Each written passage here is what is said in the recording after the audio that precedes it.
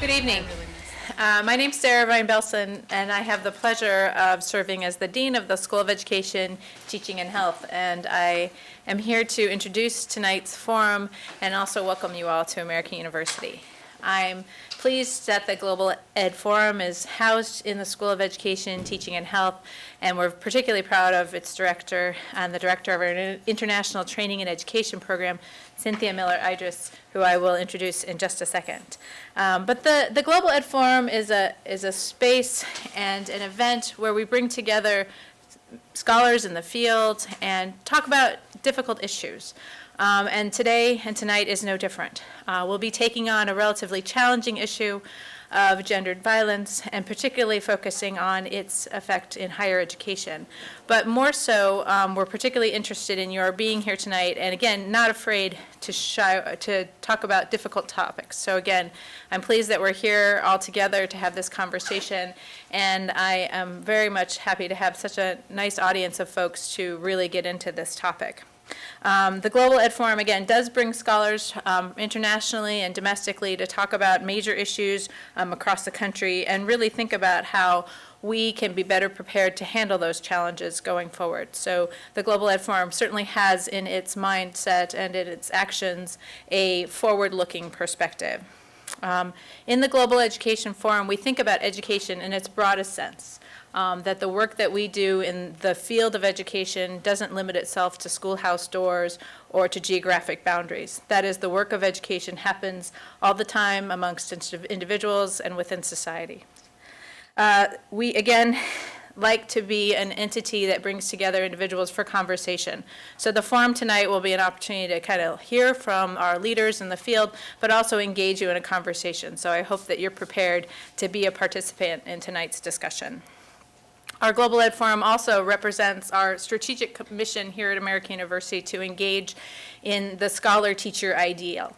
The work that scholars undertake in their research is useless, frankly, unless it has a direct implication to our practice in the field, and particularly we can bring it to the minds of young educators and young students who will eventually be going out and performing and acting in the ways that they've learned. Again, tonight's speakers, I'm very pleased to have this wide variety of speakers here tonight from all over the world, from India and from right here at home in Washington, D.C. And again, Cynthia will introduce them in just a second. I want to just quickly side note that tonight's, again, topic is very perhaps difficult for some of us or might kind of remind us of experiences we've had or knowledge that we contain relative to gendered violence. So on the table to the side here are some support resources, whether or not you've had a particular experience with gendered violence or you know someone who has. We've got some resources here to sort of help you, whether you're an American University participant or not. So please make ready use of the materials we have. So it's now my great pleasure to introduce my dear friend, recently friends, but great colleague, CYNTHIA MILLER-IDRISS. Cynthia joins us from NYU, but it's okay because we stole her after some of our visitors had her as a professor. Cynthia has come in to run the International Training and Education Program. Her work on understanding kind of the cultural and sociological perspectives of space and, you know, how one presents oneself, particularly interested in, I don't know how to say it other than skinheads, but it's really fascinating work. And if you don't know it, then you really have to listen to Cynthia, but she will not do too much talking tonight. But again, thank you all for coming out. Cynthia, your floor. Thank you. Thank you very much.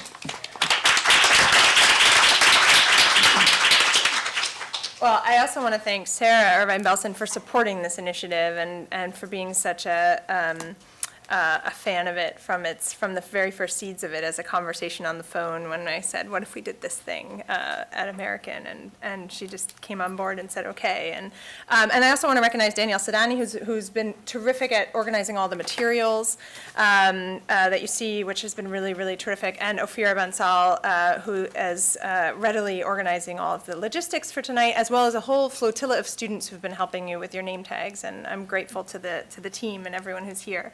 But mostly I want to focus on our speakers. So they know, I'll introduce them one by one. We're going to go in alphabetical order as they're listed in the program, and they have 10 minutes, and I've warned them that I will cut them off at 10 minutes, even if they're in mid-sentence.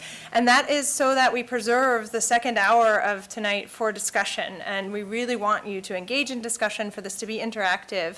I've asked them to respond, and in your program, you'll see the 2 questions that I've asked them to think about, and just think about 2 things. One, what do you think is the most pressing issue, or a pressing issue in education on a global scale? So by global, I mean also local, but could be anything related to education globally, locally. And what do universities need to do to prepare graduates to better address that challenge? And that's a really important one, I think, for us to think about in the university setting, where often our research, as much as we want to think of it as having an impact, does tend to sit in an ivory tower and focus on publications in obscure journals that are far removed from the general public. And so on each of these Global Education Forum panels, we mix academics with practitioners who work at NGOs and local agencies. And I hope that we'll engage them in a dialogue about potentially what we might do differently as universities to address some of these. So I'll ask you to hold questions until the end, and then we'll make sure that we have plenty of time and that everyone has the same amount of time. So it's my great pleasure first to introduce Elizabeth Armstrong, who's a sociologist at the University of Michigan, who holds appointments in sociology, but also in organizational studies and in the education school and in the women's studies faculty. And works on a number of issues related to higher education, and has been somebody I've read and really enjoyed, has influenced my own work in higher education quite a bit over the years.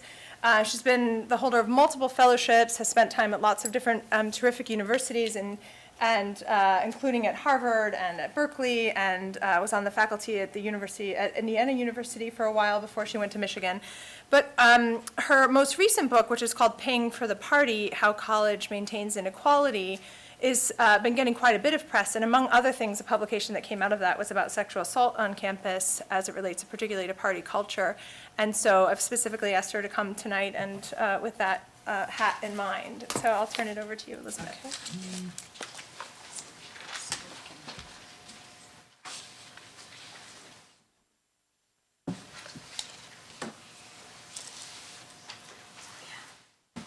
Okay.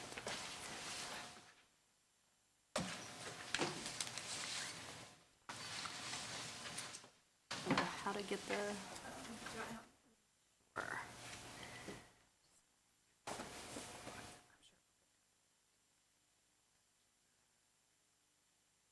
There we go.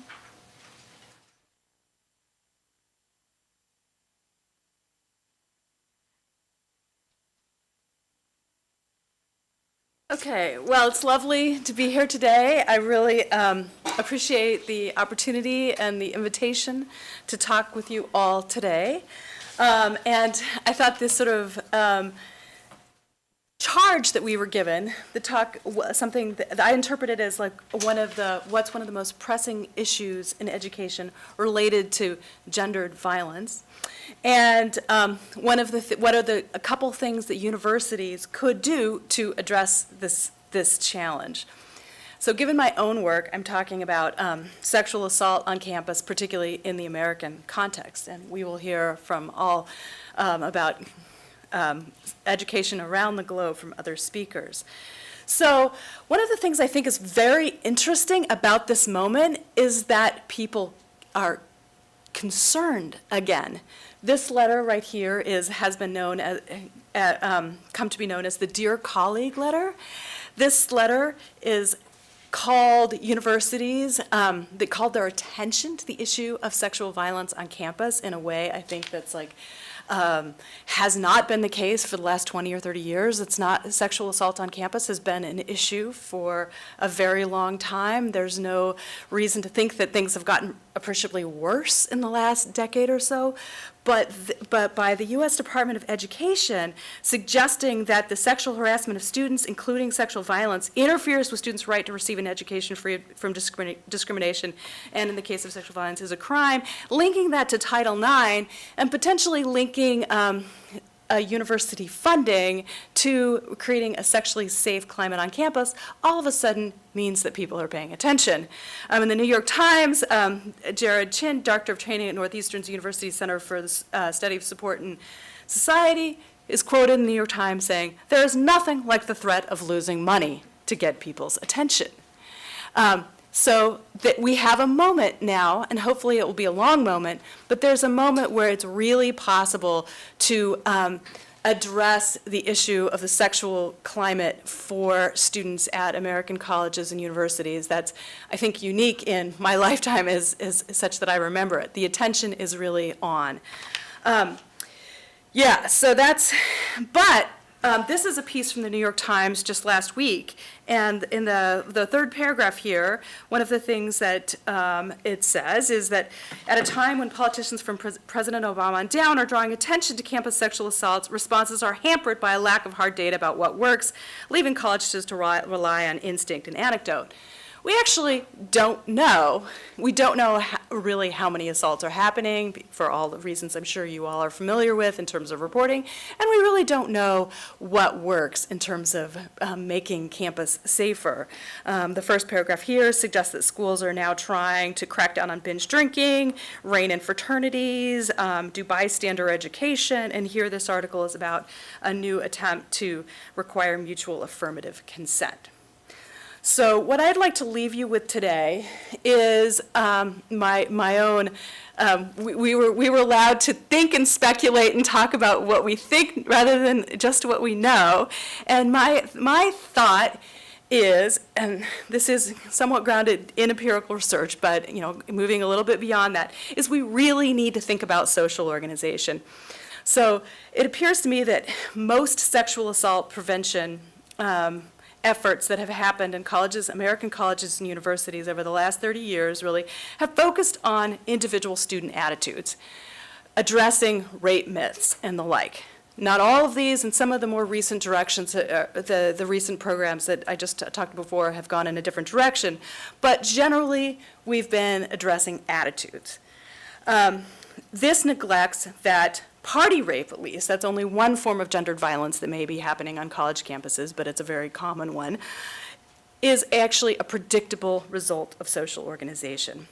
So I would argue that university organization may actually contribute to party rape. It's not just, it is what individual students do, but the universities themselves are creating an organizational climate that makes these forms of assault possible.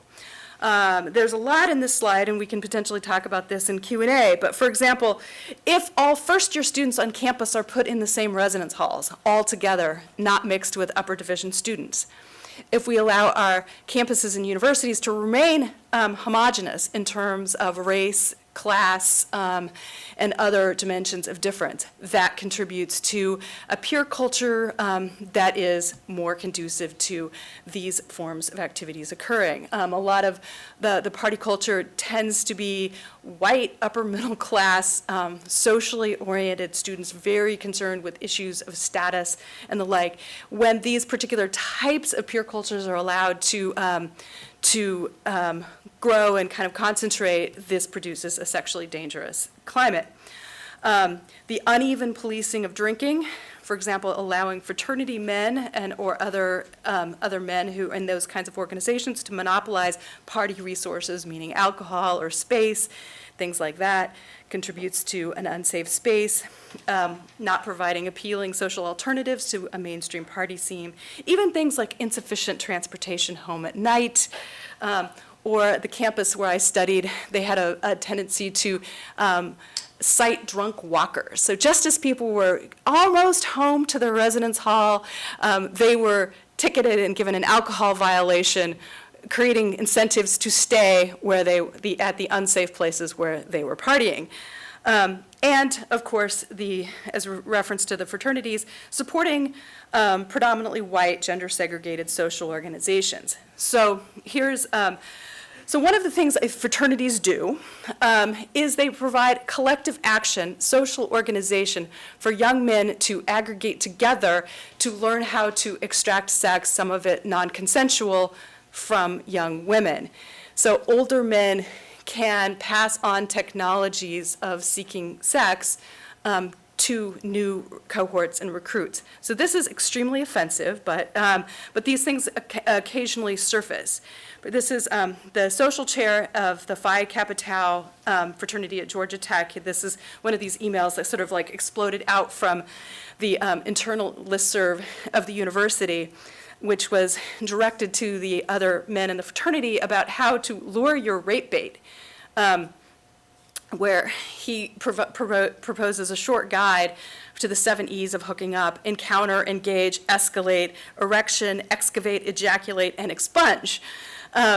So offensive, yes, but what it suggests, it's just the tip of the iceberg, and of course this is not saying that all fraternity men rape or that these organizations are entirely bad, but what it's saying is that when our universities resource, support, and have like ongoing relationships with these kind of organizations, it's providing opportunities for young men in a gender segregated context to acquire, build, pass on, and enact and resource the sort of technologies that actually make it possible to engage in this party rape.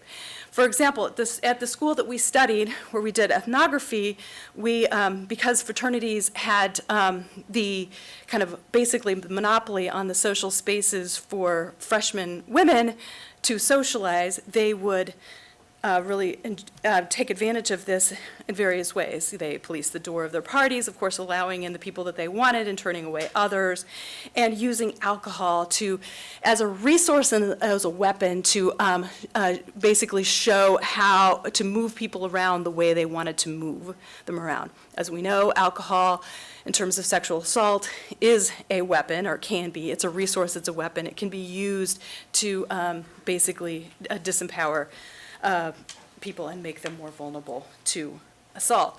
So I will end with something that in one of the very first focus groups interviews that we did for the sorority women. She's talking about this in front of her sorority sisters, and this is kind of what led us to sort of write this paper on sexual assault. We didn't intend to be collecting data on sexual assault. She tells us, "It kind of happened to me freshman year. I'm not positive about what happened. That's the worst part about it. I drank too much at a frat one night. I blacked out and I woke up the next morning with nothing on in their cold dorms. The guys all slept in the same room in a cold dorm. So I don't really know what happened, and the guy wasn't in the bed anymore. I don't even think I could tell you who the hell he was, so how am I supposed to go to the hospital and say someone might have raped me? It could have been any one of the 100 guys that lived in the house, and I didn't even know if it happened for sure. I think I was also at that point thinking, like, I just got to school, I don't want to start off on a bad note with anyone, and now it happened so long ago, I don't know who it was. It's just one of those things that I kind of have to live with." So we heard this again and again and again. And so I think, to make sure I don't go over my time, one of the things I really want to sort of suggest that universities can do, and those who are going into work at universities, is thinking about how to critically analyze the policies and organizational arrangements of your particular schools to identify organizational changes that may reduce opportunities to party rape. And each school is different. Some schools don't have fraternities. Other schools, residence life is organized in a different kind of way. I mean, in one school, it might be that there really, really needs to be safe transportation home at night. And this doesn't mean that it shouldn't be the case that the education continues, but thinking about it organizationally as well is something that I would like us to think about. And I'll end there. Right on time.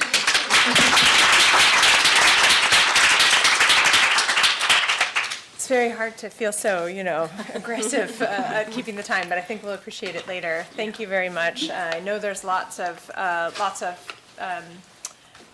things to discuss there, and so I'm sorry to move right on, but I think what we'll do is try to move through the speakers and then have plenty of time for discussion. I think we've got, so our next speaker is Dana Birdie, who is an assistant professor at NYU in the International Training and Education Program and has been a colleague of mine for many, many years, and I'm delighted to see her again and to have her here. She is, I would say, the leading national expert in the States on education and emergencies, has been working primarily in recent years over the last decade in Afghanistan and Pakistan, leaves again on Wednesday, I think, for Pakistan, right, going back and forth, and has just finished her first book coming out of the Afghanistan work, which is coming out any day now from Columbia University Press. I haven't received it, but I did get a message from a student who had already read it. All right. Wow. You haven't gotten You haven't seen it yet, but it is out, and so it's. I heard October, so I knew it would be coming soon, which is reporting on the first phase of the research on schools in Afghanistan, and I asked her to come talk today, particularly about the issue of violence and gender in the Afghanistan context, but also in Pakistan, if you are interested in bridging there. So thank you very much, Dana.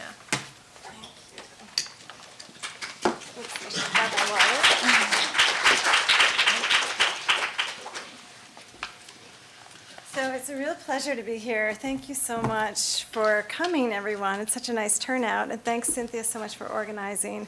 It's a wonderful topic and a wonderful panel. So I'm thrilled to be here. So as you know, Cynthia asked us to talk about two things. You've heard them a couple of times now, so I don't think I need to repeat, but what's most pressing, and then what universities can do in our areas of research. So for me, it's a little bit different because I focus on primary education. I focus on primary education in remote villages in Afghanistan. It's a little bit different from what some of the other panelists will be talking about today. Most of them are focusing on higher education, I think. So I had to think a little bit hard about how to connect these contexts to university campuses in the United States, but I think I've managed, so I'm going to tell you some of my ideas about that. So Cynthia also did this really cool thing that you don't see very often in academia. She said, I'd like you to talk about what you think in addition to what you know.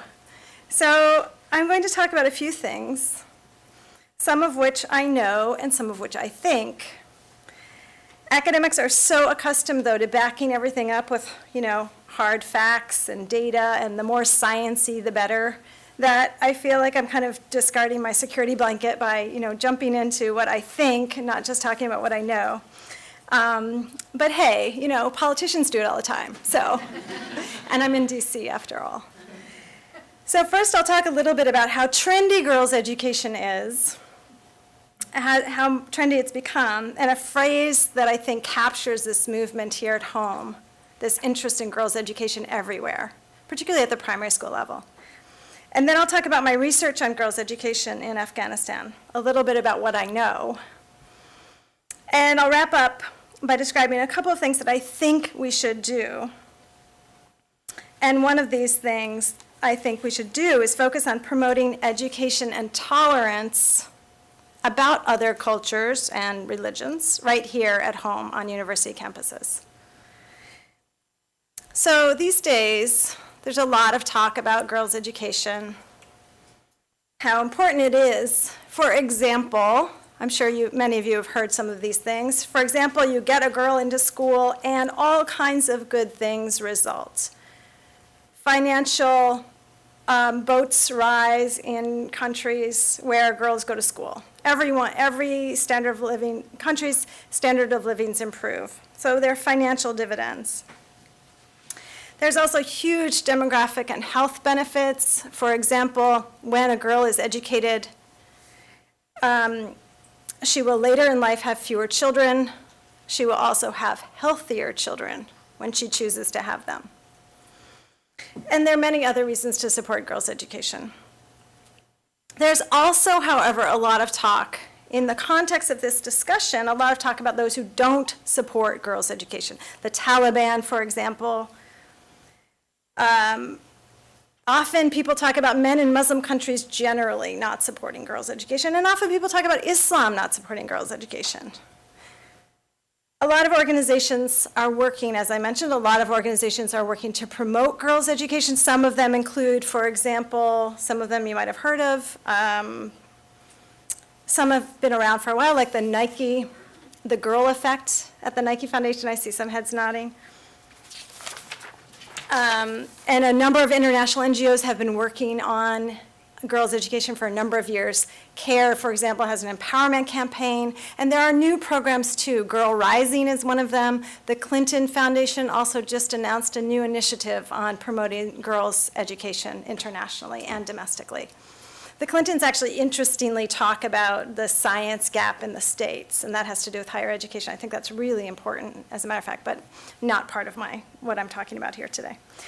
And of course, the Malala Fund was recently started after the schoolgirl Malala Yousafzai was shot by the Pakistani Taliban in Swat in Pakistan in 2012. And the Malala Fund has now been established to promote access to education for girls everywhere. Malala has become a very important spokesperson for girls' education. So it seems like almost everywhere we turn, people are talking about girls' education or violence or both.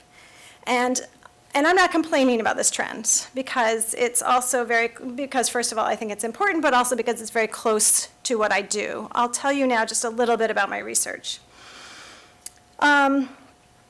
Actually, before I tell you just a little bit about my research, I'm going to tell you the catchphrase that people use here to talk about this movement. And I've heard it a couple of times. I think it's apt, and I think it's interesting, and I think it's a little bit inspiring in a phrase, as much as a phrase can be. It's the phrase that I hear people talk about why this is important. What they say is, it's not just the right thing to do, it's also the smart thing to do. So keep that phrase in mind as I tell you a little bit about my research and how I think that might apply here to the States. So what I do is I study education in countries affected by conflict, as Cynthia mentioned. What does this mean in practice? This means, for example, that I travel to countries like Afghanistan and Pakistan, where I started doing research about 10 years ago. It means that I spend a lot of time building relationships with organizations and individuals working in these countries. And it also means that I get to spend a lot of time designing studies that I hope will reveal key information about the best ways to support both girls' and boys' education in countries affected by conflict. And one of the studies that I completed a few years ago is foundational for the current study that I'm working on, but I'm going to tell you some of the key findings from that study so you have a sense of what we here in the U.S. can do to support girls' education in countries like Afghanistan, countries affected by conflict. So I'm particularly interested in understanding the effects of humanitarian aid, your taxpayer dollars, on support to education in countries affected by conflict. And with this in mind, I studied a community-based schools program in Afghanistan. Community-based schools are set up in large houses. There is no new infrastructure provided for these schools. They're supported by international NGOs like CARE, like CRS, like Save the Children, some of which you've probably heard of, I'm sure. And aid organizations deliver government-approved textbooks. This is how it works in Afghanistan in any event. And it's common across the world, actually. Government-approved textbooks and supplies, and they train the teachers and the parents who help oversee the schools. The Afghan government usually integrates these schools into the government system. Once the NGOs have started up the school, the Afghan government usually tries to integrate them into the broader system. And our study shows, so what we did was we wanted to understand the impact of these schools on children, households, and villages. We wanted to understand how these schools affect children's access to education, both boys and girls, and how they affect children's achievement and secondary effects on communities. And what we found in these very remote Afghan villages, very conservative Afghan villages, Muslim Afghan villages, we found that when you put these you put these schools in these villages, parents send their boys and their girls in equal numbers. It eliminated gender disparity in some of the most remote and hard to reach regions in the world. And we found that they were effective. Children learned the same as they learn in government schools. Girls' achievement was close to the boys' level of achievement. They didn't quite match the boys' level of achievement, but they did well. Achievement improved dramatically. So we also show that distance is a huge factor, that the reason parents aren't sending their children to school is because of the distance, because it's dangerous, because they're living in a country affected by conflict where there are landmines, where people are sometimes attacking schools, where there are other dangers that could befall, especially girls on their way to school. And parents want to protect their children. They don't want them to walk long distances to go to school. So we found that this program has remarkable effects. So here in the US and on our university campuses, these questions and let me back up for a second. Despite these findings, despite our findings that show that parents will send their boys and girls to school in equal numbers, many in the West still believe that Afghans reject schools or that only boys can attend them. And although there is significant interest here in the United States in educating girls in Afghanistan, our understanding of local commitment to these initiatives is limited. So here in the US and on our university campuses, this is the part where you come in.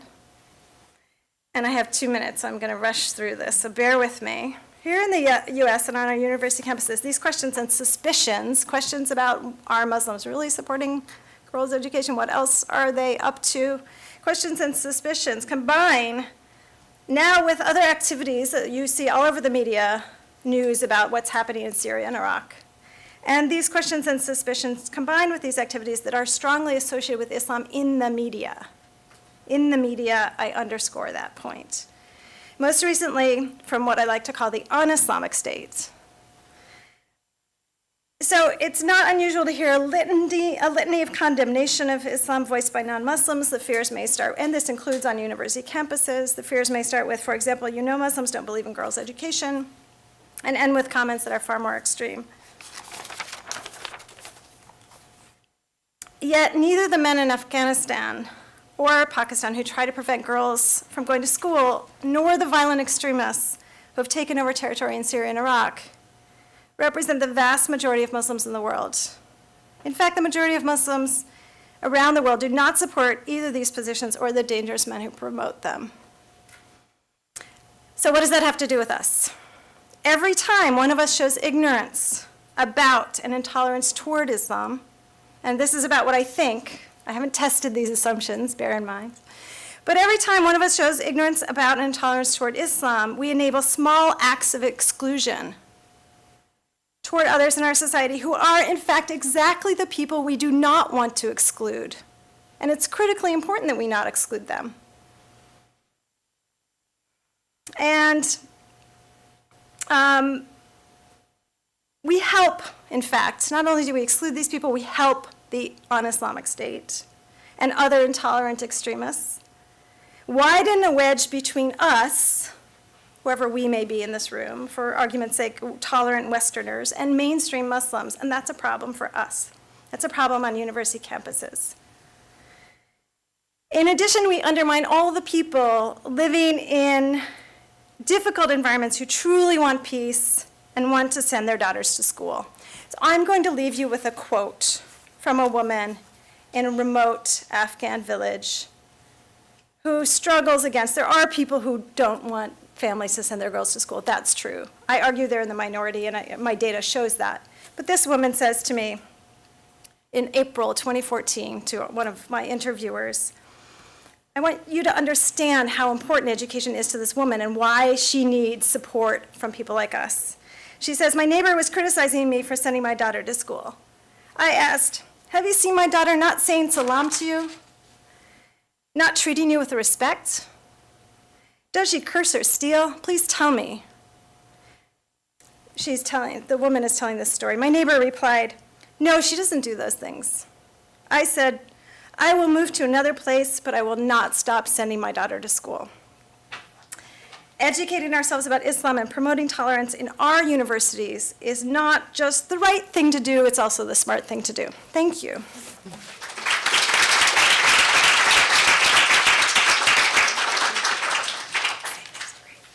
Thank you very much. Also rich for fodder for discussion, which I will look forward to.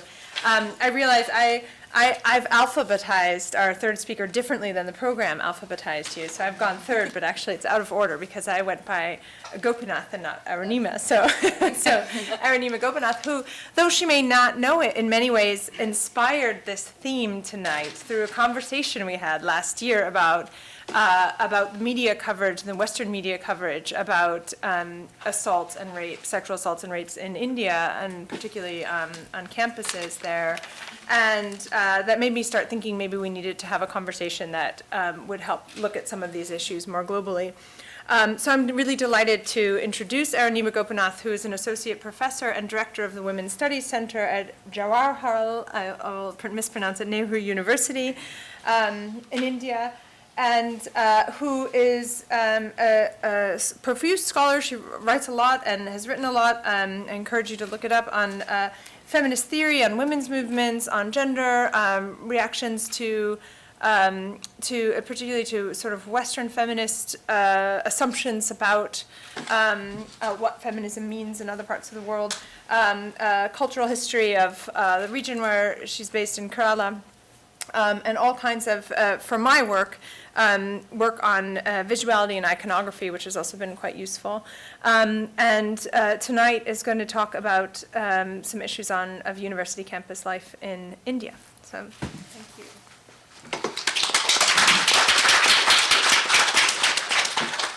I had wanted to sit and speak because I seem shorter than I am. I'm actually very tall. Thank you, Cynthia, and thank you, American University, all of you. Fabulous presentations. I feel like responding to them already. Very quickly, I have 6 slightly different but related points that I want to make in the 10 minutes that are given to us here. I will speak about the question of gender violence in the context of campuses. I am referencing my own campus, the Jawaharlal Nehru University, apparently a premier university in India, which has been a site for enormous amounts of violence, particularly against women, students, non-teaching faculty, sometimes faculty members as well. In more recent times, last year there was a young student in the Korean department who was almost killed by a man who was stalking her, her classmate, who hacked her to bits. She didn't die. He subsequently poisoned himself. So now that's a kind of exceptional case. But I think there is something telling about that kind of enormous violence in a space that we normally consider non-violable. The classroom is strangely sacrosanct. We don't think about the bedroom in quite the same ways. So there is something about violence on campuses that can be extremely jarring. So the question that I want us to think about then is first, what constitutes violation? And I think there is a need to think about both acts and attitudes, or what one might broadly call ideology, which is to say that there are all manners of things as a spectrum, as it were, from casual sexism, remarks, things that humiliate people, to aggravated sexual assault. So I would prefer to use the term aggravated sexual assault to rape, because as we know, rape is not just an act of penile penetration, there are all manners of other things that actually happen. And we do know that on campuses, all of these things actually happen in the classroom. And so then the question to me is, where are the sites? When we speak about campuses, what are we speaking about? These can happen in dorms, which we call hostels, in cafes, in public spaces, in the classrooms. And this is an issue that has repeatedly come up in the last particularly 2 years. I agree with Elizabeth that this is not recent. It's absolutely true. It's been going on for a very long period of time. But this is a moment that we can use. It is a global moment. I completely agree with you there. And I think, therefore, it's emergent that we should actually respond to that. And I say this saying that, that's the reason for thinking about the continuum, because every sexist man or every sexist remark doesn't sort of produce a rapist necessarily, but it does actually create what's called a rape culture. It does produce a kind of atmosphere where we start believing that many things are actually acceptable, or we at least endure them. So there are issues around that, and even though I don't, in response to Cynthia's introduction, I must say I don't research these things, but I have been politically working with this for many decades, so it's a tremendous concern. The third question then is, who are the kinds of people who are involved in it? And everybody is. Students are, faculty members are, non-teaching staff are, and it's extremely complex, and maybe we can try and open some of these things up in the discussion. The example that I gave you, stalking has become extremely common. Many young women particularly speak about being stalked in all manners of ways, from, text messages to actually being followed to, being sort of, shanghaied into sort of spaces and contexts where they don't want to be, and so on. And particularly on our campus, we ran, after the almost killing of the student, we ran a questionnaire and a survey to which 500 students responded, of which almost 50% were women, of whom 20% said that they had been in situations of intimate partner violence which had involved a weapon. The most popular weapon is a knife, apparently. Now, I shudder when I think about young women, about 20 or 22 or 25, dealing with this on a routine basis with their boyfriends. I also worry about the boys who are actually buying and keeping knives and using these kinds of things. I think there's something truly worrying about that. The second kind of issue is when students file cases against faculty members. Now, this has been almost unprecedented in the history of Indian universities, though there has been a great push by feminist faculty in different university campuses to try and encourage students to do so. We have found, and again, this is anecdotal, there is no statistic to back this up, but anecdotally, most women who complain against faculty members almost never complete their education. So it says a lot about what the hierarchy and power structures are. And if we aren't actually going to be attentive to those kinds of things, we will not be able to understand how to stop these things. The third kind of issue, which I do want to flag off, and this is something that came up in our discussions, is faculty assault on non-teaching faculty members. And I must say that this is extremely invisible. This is an issue, and partly, in our case, certainly has to do with the fact that unionization is almost at an end. There was a time when the teachers' movement, the students' movement, and the non-teaching faculty members' movements were very strong in India. It comes out of an older tradition of social movements and political movements. Now they're mostly dead. And without unions, it's almost impossible to fight something like this. So most non-teaching faculty members, which is, say, secretaries and so on and so forth, would not dare to actually go and file cases. Now, what are the kinds of systems of redressal? Now, my university, for example, has an it has a modular set of laws against sexual harassment. The committee is called the Gender Sensitization Committee Against Sexual Harassment, and the laws are absolutely fabulous. They're actually available on our website. However, the rate of conviction is extremely low. And I think this is, again, an issue that we do need to think about. There are large numbers of institutions which probably have very good laws in place, but very often these do not actually sort of translate into results. And so we have to think about how we make good laws effective. How do we actually go about doing that? And one of the kinds of things that when we were speaking about this is, this was repeated again and again, and so in sort of modern day terminology, which is a little alien to me, it's what people call safety audits. So it's important to repeatedly do safety audits. It's good to ask about what university students want, what people who live on campuses want, lighting, transport, helplines, counseling services, all of these are extremely important. But I actually do believe that it is equally, or if not more important, to think about continuous channels of discussion. Unless and until we are constantly speaking about these things in different kinds of fora. Going back to the kinds of 70s and 80s, I was an undergraduate in the early 80s, so, the kinds of women's groups that actually spoke about these kinds of things. Unless and until we have those kinds of groups which make discussions possible, there is a way in which violence becomes privatized. There is an idea of a lonely victim, sort of sole victimized person who does not dare to speak, and so on and so forth. And I think that is something that really needs to be busted. I think it is far bigger than that. I think it's extremely important to sort of create awareness around these kinds of things. Finally, then, the last issue, which is, I think, of tremendous importance, certainly to me, and I think when I was listening to both Elizabeth and to Dana, I felt we were all addressing similar questions from our own context. Campuses are not hermetically sealed spaces. they are part of society, right? And whatever we see on campuses are an expression of larger societal values.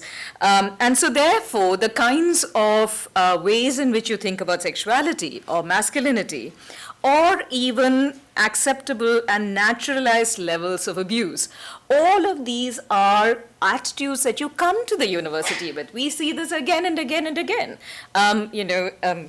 Almost 2 minutes, that's all, less one. So which is to say then that, these are complex, obviously, and they intersect. Questions of gender violence intersect, and they don't intersect in an additive fashion with questions of class or caste or religious difference. And I'm really happy Dana spoke about questions of religious difference coming from the country that I do, India, which is also deeply Islamophobic, particularly now with a right-wing Hindu government in power, which is very similar to the kind of politics that is sort of unfolding here. I think Muslim men are victimized, so certainly on campuses. And so if there is a question of violence, there is a very complicated manner in which they get implicated. Similarly, gay men. I think it's extremely important to understand what the kinds of structures of hierarchy, structures of power, and the nature of campus aggression is. Thank you very much.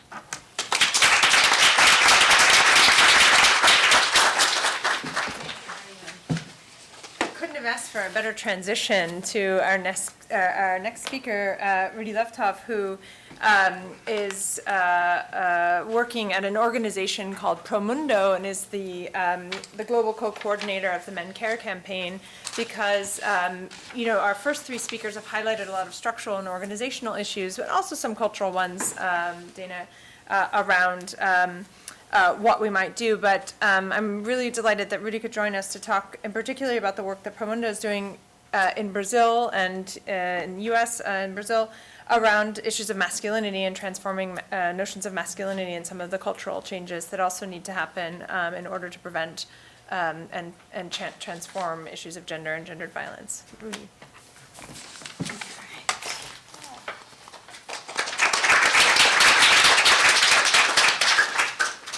Hi, thank you, everyone. Give me just 1 second to...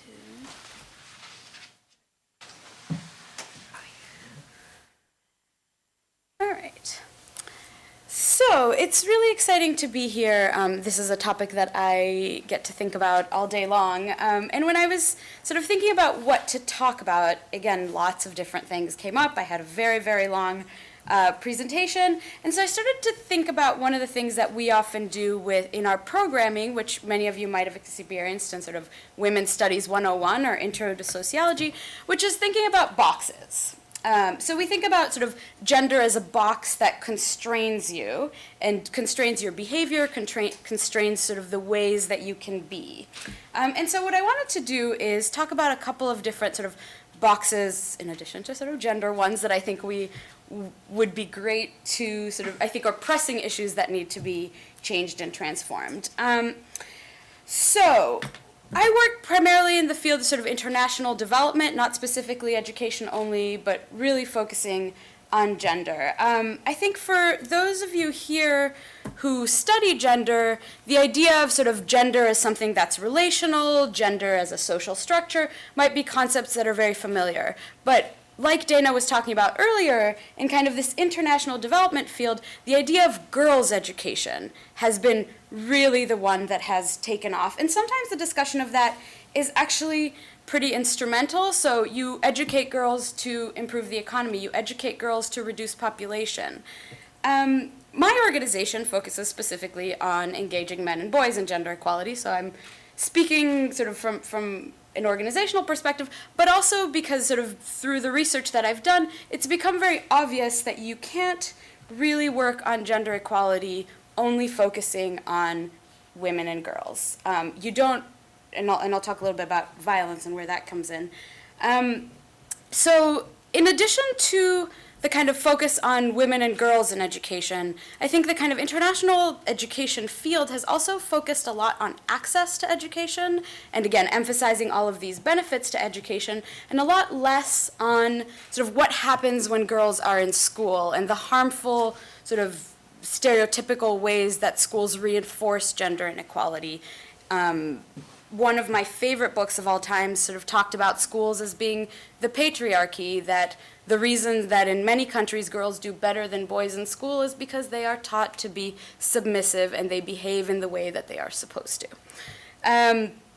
Anyway, so thinking about schools as sort of gendered institutions, understanding that men and boys are similarly enmeshed in this gender system, and then thinking about schools as a setting for violence, and a setting where violence is sort of a norm. It's a way to show power and control, it's a way to assert masculinity, and it's a way to police sort of rigid conformity to norms. And so this is where thinking about sexual minority students comes in as well. One of the things I wanted to talk about very briefly, I wasn't going to talk a lot about things that we know, but thinking about violence in schools specifically, or violence in general, it's one of those things that is sometimes difficult to think about. How are you going to prevent violence if you don't talk to men and boys about violence? Now, one of the things that people don't know is that actually in most places in the world, boys are more likely to experience violence in school. They are also by far the perpetrators of violence. This is a very, very basic analysis that I did recently. This is using data from a study called the International Men and Gender Equality Study. This is a very, very sort of rough analysis, but it sort of shows a trend that we see. So the dark purple are men who reported that in childhood they were not beaten by a teacher. They were never beaten by a teacher in school. The light purple are those who have, and the percentage on top is those who perpetrated violence against an intimate partner, you know, at some point in their life. So you see, in most of these are 6 countries. You see in most of them there's a statistically significant association. So boys learn violence, and girls do too. So one of the things that we've also found, though, is sort of a counter to it, is that boys and men and women and girls also learn or kind of can model positive behaviors. So we see that men who have more equitable gender attitudes, who sort of don't fit into these boxes as much, they do things like participate more in care work, they're more likely to participate in domestic chores, they're less likely to use violence in the home, they're less likely to use violence outside the home, they're less likely to binge drink. It's sort of, the list goes on and on. Now, these are not, you know, this isn't like, oh, you have to change attitudes and then you will change these behaviors. Again, you have to think about sort of the system, but we also, again, like to think about the positive aspect of changing norms and the enormous potential that schools have for doing that, for teaching both boys and girls about all of the sort of positive caring, caregiving that they can do in their lives. So that was sort of the first box. The second box that I wanted to kind of talk about is, again, in the field of international development. All of these topics are really, really siloed. And what's really nice actually about the school that you have here is that it's a school of education and health, but that is often not the case. So work on violence in schools, or violence in general, has often fallen pretty specifically in public health. People in education weren't paying very much attention to that. They're also not necessarily paying attention to economic development or opportunities or things like that. Even though, again, if you think about sort of underlying, or what we call in public health, fundamental causes, issues of gender inequality, issues of class inequality, all of those things are in some ways related, and you could use similar strategies to address those together. So, here we go. See, it's all linked. One of the things that I really like about my job is that, again, we don't work by sector. We work on gender equality and violence prevention across multiple sectors. Some good news is that some really big sort of forces in education are starting to pay more attention to issues of violence in schools. So the Global Partnership on Education, which is sort of benchmarks a lot of different education plans, works with governments, is starting to look at the possibility of benchmarking issues of violence in schools. What I'm a little worried about is that they're going to focus only on violence against girls, as opposed to thinking about kind of violence as something that is part of people's identity, part of masculinity, and that you need to think about sort of violence between boys, against boys, from teachers, all of that as part of it. The United Nations Girls Education Initiative is also starting to look at issues of violence, and programs in other areas are starting to look at the educational outcomes related to things like violence prevention. So if you make schools safer, there's some evidence from the United States about what that means for attendance, for performance in school, things like that. So I think these things are slightly coming together. Actually, let me keep it there. One of the critiques that I think we often hear is that we're asking schools to do too much. So, a teacher has to really just focus on educational issues, asking this teacher to also think about gender equality and to think about violence prevention and to think about sexual and reproductive health issues and sexual violence. It's too much. I don't think that's true. I think that sort of gives a really narrow focus of what teachers and schools and education systems do and can do. And one of the things that I found in my own research in India was that teachers were sort of all on board with this gender equality agenda, not because they really cared necessarily about gender equality, but because it helped them do their job, right? So the kids, it helped them discipline their classrooms, it helped them connect with their students, it helped them meet attendance goals that they had because the girls weren't staying home from school because they were being harassed on their way there or in school or things like that. So, in sort of last couple of things to say, I wanted to show this slide, mostly because I knew Elizabeth was on the panel, and thinking about sort of structural issues. So, while we don't know as much as we'd like on this, we do have a sense of the types of programs that can work to transform norms and behaviors, that can transform institutions as well. One of the things that happens with these is that you can't work with just students or just teachers. You have to work at multiple levels. You have to work with home and communities and parents. You have to work at the policy level. You have to change sort of the structures both of individual schools and of the system overall. Now, in terms of, and I'm happy to talk more about what these kinds of programs might look like in later on. In terms of what universities can do about all of these things, I think they can sort of reinforce connections across these different silos. So if you're studying or wanting to go into international education, you really should know a whole lot about health. You should know a whole lot about economic empowerment. You should know a whole lot about gender because these are going to be really important issues. I also think, and this is like many others on the panel have already said, that universities and schools in the US are in no way exempt from these issues, and I think it's really important to not sort of try to other these, developing countries and all of these really, high levels of violence. They're really high here too. And so taking a sort of very close look at ourselves, at our schools, what we do here as well. And that's all I've got.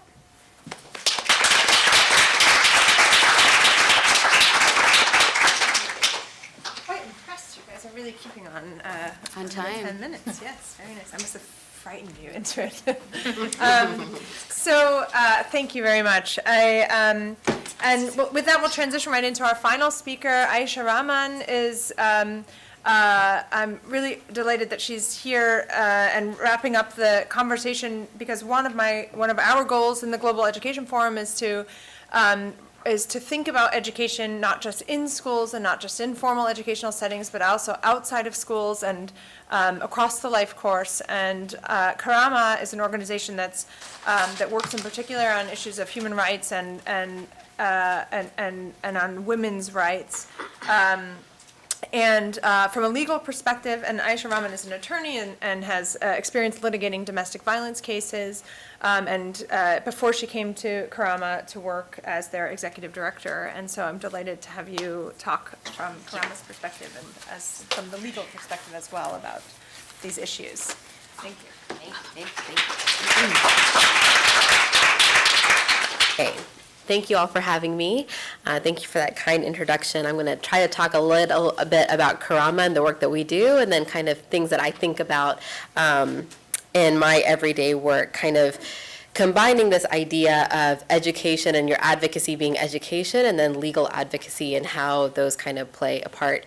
So one of the things that was overwhelming to me as I was listening to all of my colleagues here was talking about systemic issues, talking about the broader picture before we even talk about institutions and gender and violence in institutions.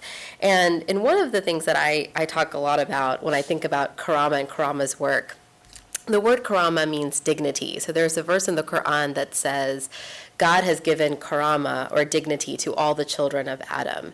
And our organization is very inspired by this verse because the idea is that dignity is given from the divine, it's not given from man, it's not given from government. And so I spend a lot of my day kind of thinking about what does gender equity really mean, whether from an Islamic perspective, which is largely what Karama works in, or just in a general perspective. And Karama's founders were, a lot older than I am, and were around in the 60s in the feminist movement, and they were kind of playing a large role in that time. And they tell me a lot about how the idea in the feminist movement in the United States was that we need to reclaim our narrative. So the idea that other people are telling our stories instead of us telling our stories. And then fast forward to 20 years ago, there was this UN conference in Beijing that's often talked about, and the Clinton Foundation recently launched this initiative to look at what has happened in the 20 years since the Beijing conference. And at that conference, Hillary Clinton said that women's rights are human rights.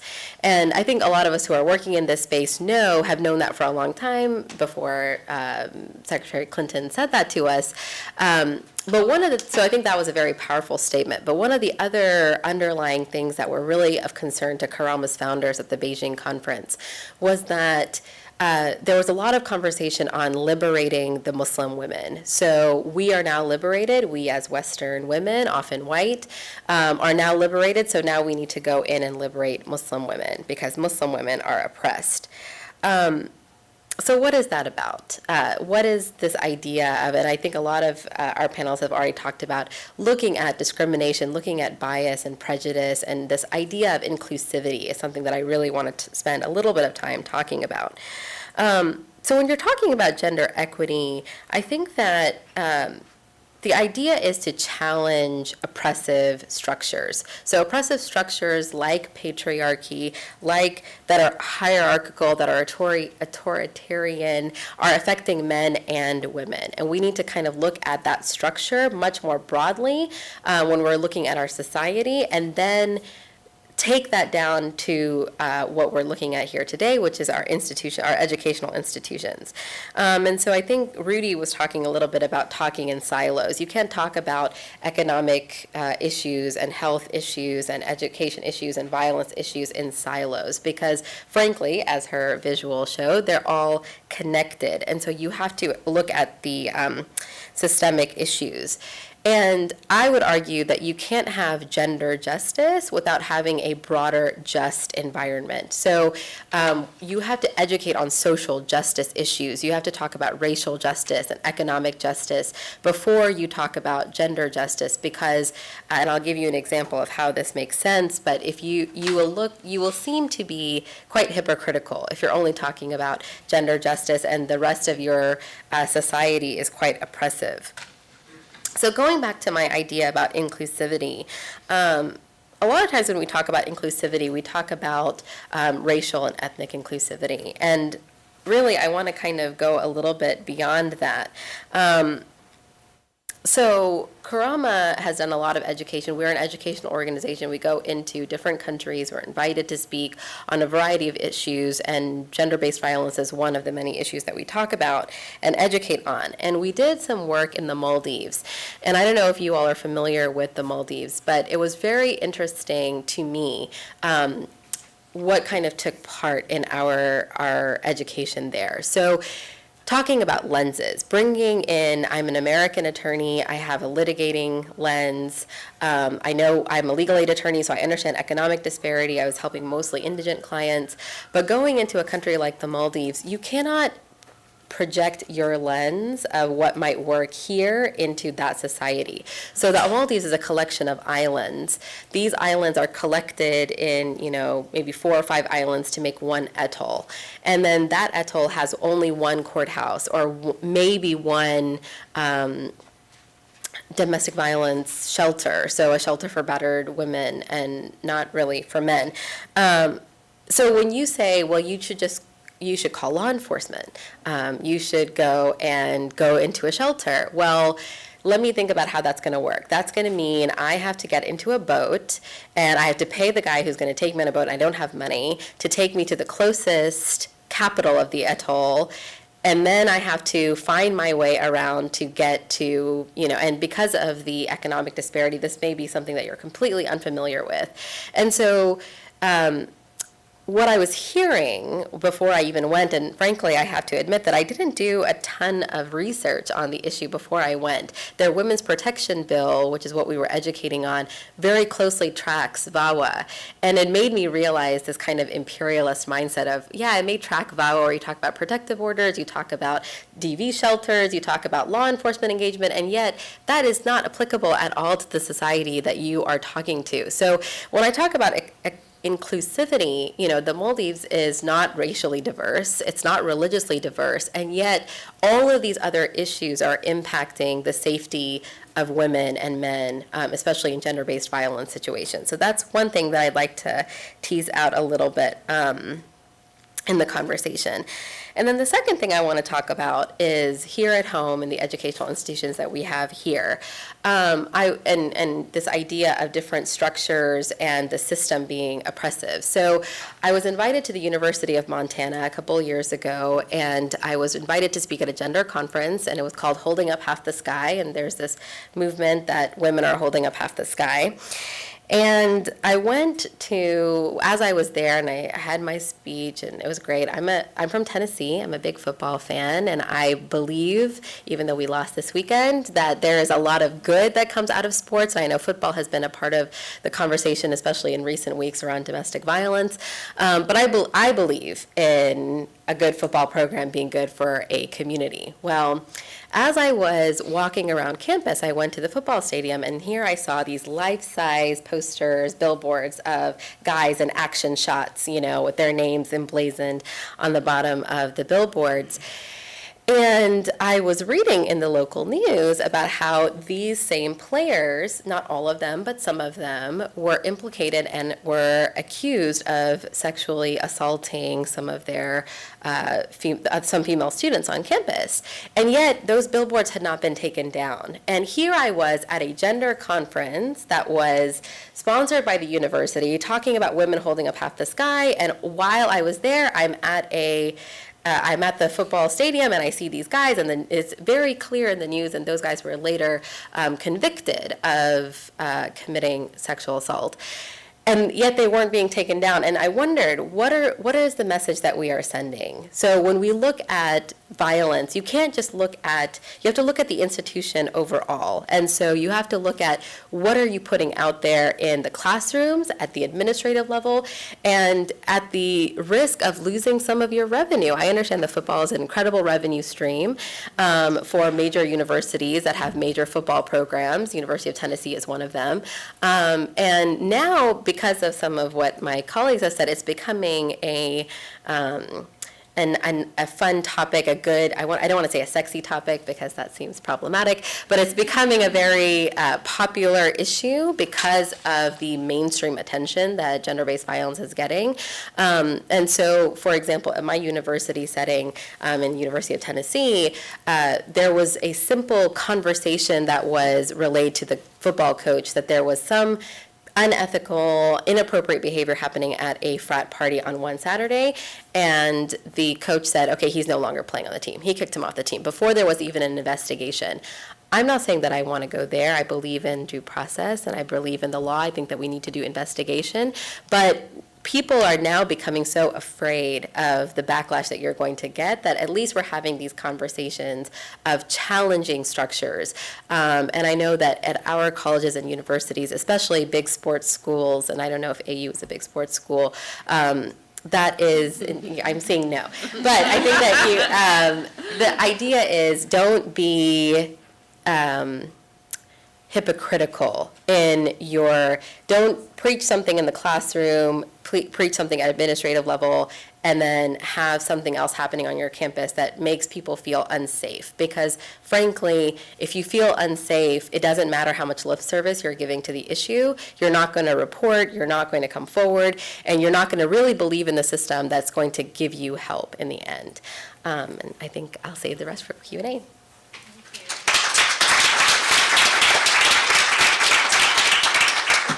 Very much. Normally, I would want to jump right in and provide some summary moderation comments, but I know that this topic has a lot of people want to engage, and we really tried hard. Thank you so much for keeping to your time limits and adhering to my strict moderation rules on that. So I'm going to turn it right back over to you. I'll reserve the right to jump in and make some comments myself at some point, but I will. I'll stand here for now and sort of encourage you to and sort of call on you, but if it works out well, then I'll sit back down and just let the conversation go itself. So we have over here a couple of microphones, right, floating around. Right, so if you can signal to JD and to Stephanie if you have a question, and they'll bring the microphone around so that we can all hear it pretty well, please feel free to engage. Yeah, your pen here.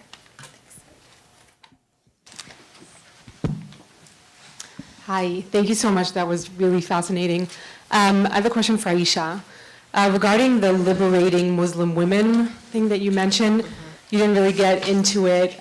Sure. How do you counter that in your work and look at it from a different lens? Sure. So I think that what I was trying to say, but I was rushing a little bit, is this idea of this reclaiming of the narrative. So I think that when you talk about inclusivity, you do need to talk to Muslim women. So in the context of Muslim women, instead of having your external lens, whoever it is, make sure that Muslim women are a part of the conversation and they tell you what is actually happening in their society. So I think that we heard a little bit about what's happening with women's education in Pakistan and Afghanistan, which are Muslim countries.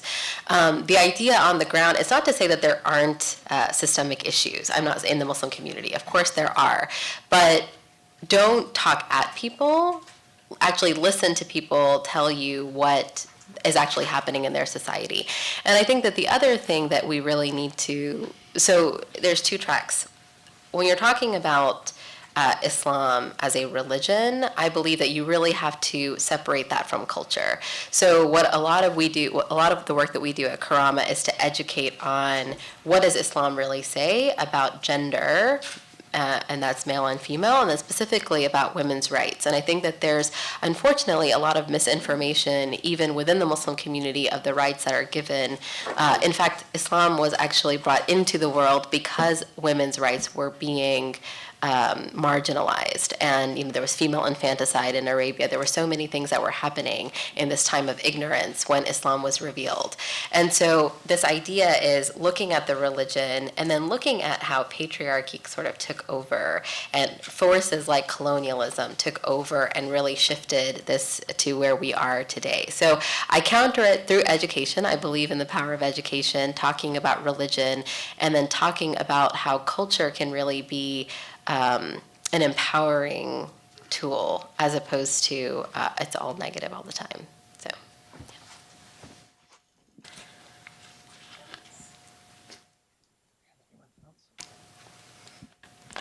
Hi, I have a question directed towards Rudy. So you mentioned that you have, I think, interventions in your program that address the male identity. Mm-hmm. How do you think universities could directly address this to male students in particular? Because I know that at the university level, at least at UCLA where I did my undergrad, there's a lot of resources for LGBT males, but not necessarily people who identify as heterosexual males. So there are groups on a lot of campuses that are sort of more grassroots student groups. One of the things that sort of Promundo has done for many years and is kind of rooted in this Freirean, process of sort of reflection groups and things like that, is that there's a lot of power in having a group of people talk about issues of sort of oppression in various ways, to talk about how patriarchy is both good and bad for men, so to sort of think about structures and how they affect you. So we find this to be a little bit more effective than programs that sort of address men only as kind of perpetrators, or, men are bad, they must stop being violent. That is true, but it's more effective to sort of think, to kind of talk about these realizations. So I actually think a lot of campus groups of sort of intergroup dialogue, I think talk about all sorts of different different sort of identities and things like that. I think those are really powerful. I think often gender is one of the things that they talk about, and sort of doing more of those. The college I went to was very dorm-based, and so a lot of sort of extracurricular activities around that in the dorm, I think, bring in lots of people that are maybe interested, maybe not, but they come because it's there. So from kind of a small group perspective, I think that's where it happens. You can integrate it into health services, you can integrate it into kind of all sorts of, you can integrate it into curricula. I mean, I think this happens in sort of types of studies that you do, right? So students who take sociology classes often have to do this kind of reflective process, and thinking about making those spaces a little safer for different types of students. A lot of the programming that we do is actually groups, sex-segregated groups. Again, it depends on the context, but we find that sometimes men talking to each other with a facilitator that sort of pushes them a little bit, it works very well. I also ask you, I should have said this at the beginning, to introduce yourself and say where you're from, or which program, or which organization, so that we have a context as well.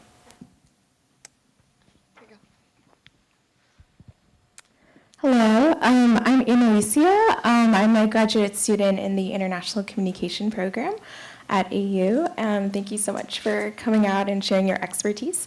I have a question for Aisha. I'm very curious, your comment about how we can't have gender justice when the society is not just. And so I'm wondering how we work towards, in countries where there is a broken public justice system and where there isn't rule of law and where you can't go to the police and the law enforcement, how do you, work on the campuses in this environment, and what is the role of your organization in working towards that structural change? Sure. Wow. So I think that's a very complicated, it's very complicated, and it's not something that's going to happen, maybe not even in a generation, maybe not even in, it's long-term change. So I think that you have to, where there is not a lot of rule of law, and I think we can kind of defer to some of the others, there's a lot of different kinds of things going on in each country. Okay, so if you go to like the Maldives that I gave you the example of, they have a very sophisticated legal system, and the legal system is actually very well thought out. The laws are great. There's not a lot of sort of archaic laws that even we have in this country that are sort of set up and is still on the books, and it's sort of shocking that they're still around. And yet, where we talk about implementation, that is where things get very hairy. So this idea that, so the first year that we went, when they had a women's protection bill, they said that you could have a protective order. And I don't know if you know a lot about protective orders, but basically they're a little bit harsher than restraining orders. There's arrest power, there's automatic jail time if you violate it, et cetera, et cetera, et cetera. So while they had that in the legal system and the law was great, law enforcement was not trained about it. So they do have law enforcement in that country, but law enforcement wasn't trained on what the law actually says. There were no resources that were given about how to report. So how do you go to law enforcement? How do you talk about it? How do you maintain confidentiality? How do you do these things? And so I think that a lot of, it's not so much that I want to criticize countries for their lack of rule of law. I think that there's a lot of access to justice issues that we have, and I think that that's a lot of times even in this country. So I think with the population that we work in, Karama works a lot in the immigrant population, specifically the Muslim community. we have domestic violence shelters. We have legal processes where you can get a protective order, you can get a restraining order, you can get temporary child support, you can get held custody, and yet we have language access issues. So when you talk about systemic issues, civil rights is a major systemic issue. If you don't have the interpreter available or you don't have a translator available at court, you may not be able to get any of these wonderful things that the system has to offer. And so I think that where Karama comes in is you have to educate and make people aware of what the resources are, but also become aware of the challenges that they face in order to access that justice.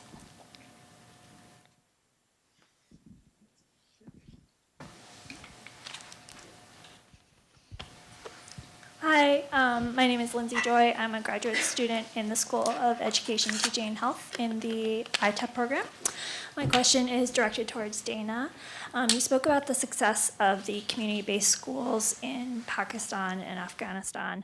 I was wondering if you could speak to the activity in Nigeria, in Borno State and northern states with Boko Haram, in school becoming an unsafe place for girls in Nigeria, and what are possible solutions to making school a safer place for girls in those states? Thank you. Yeah, that's a very good question.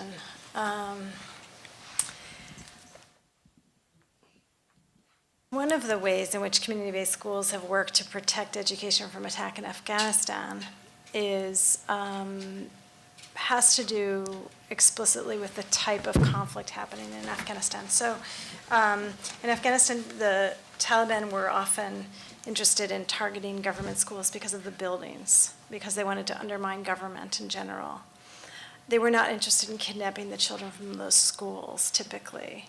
They were also often initially interested in preventing kids from going to school, both boys and girls, especially girls.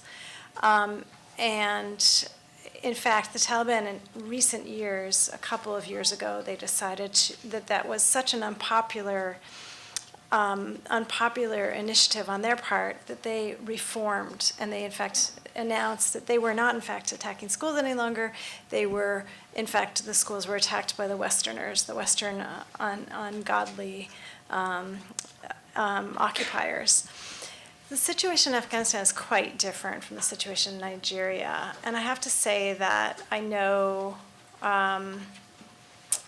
what I've read in the news about the attacks, about Boko Haram, and I'm not sure I can really speak to what would address the problem in Nigeria. I don't know that community-based schools would necessarily be an answer. I think one of the problems that they might help address, though, of course, is attacking buildings. And one of the problems that community-based schools help address is not gathering so many children in one place. So frequently in developing countries, you have large schools that are central rural schools that accommodate children from our surrounding region. So they bring kids all together from around the region to go to that one particular school. So typically they have a lot of children there. Which is a bonanza for people who are looking to recruit child soldiers, for example, as has happened in Uganda. I think that Nigeria, one point that is important that relates also to what I talked about here in the U.S. is thinking about the negative political relations at the moment between the Christian and Muslim populations. So it seems to me that of course, Boko Haram has talked about themselves as advocating for Muslim minority rights. That language should be taken away from them, and there should be advocates, very strong advocates. I'm sure there are in Nigeria, very strong advocates for Muslim minority rights, but clearly not. Clearly, the Boko Haram should be exposed for what they are, which is an extremist organization. Hi, my name is Ashley Holst, and I am an international development student here in SIS. And my question is for Dr. Armstrong. You very quickly touched on that freshman dorms were very problematic in terms of gendered violence on campuses. And I guess that was something that I haven't heard before, so I was hoping you could touch more on that topic. Yeah, I think that, well, if any form of integration and diversity on campus, and this is more in the sort of think versus know, because there isn't research, but the big party dorm where we studied, this was more than 1,000 white 18-year-olds, many of them from upper middle class and upper class backgrounds, all congregated together.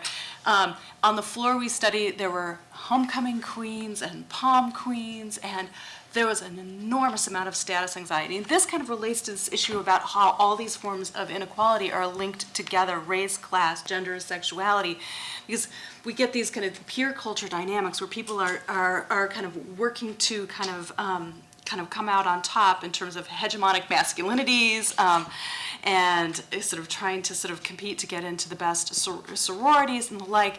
And coming out of high school, where American high schools are plagued with these kinds of exclusionary and hierarchical systems, students are very insecure. If you congregate them all together when they're the most insecure with upperclassmen not around, the dynamics kind of have a kind of generative kind of properties. So we started doing some observation in a residence hall where there were juniors and seniors there, and it was kind of an alternative dorm. We weren't able to continue with that, but they were sort of socializing the students into different forms of identities, like acceptance of difference, inclusion, and kind of creating a different kind of culture.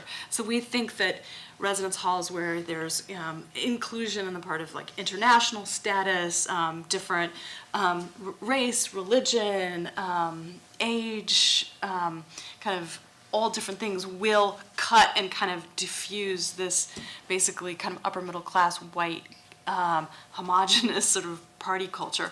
So that's something structurally, some universities can do. It's surprisingly hard to break that up. Like in the school that we studied, wealthy white parents would call and complain if their daughters were not housed in one of these party dorms.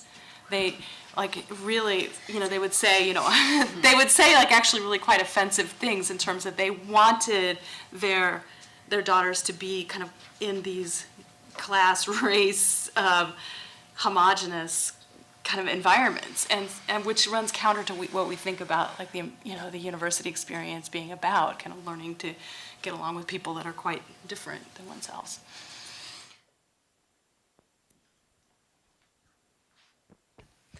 Hi, my name is Sarah Ellison. I recently graduated from the International Development Program here at SIS, and I'm now at the Global Fund for Children.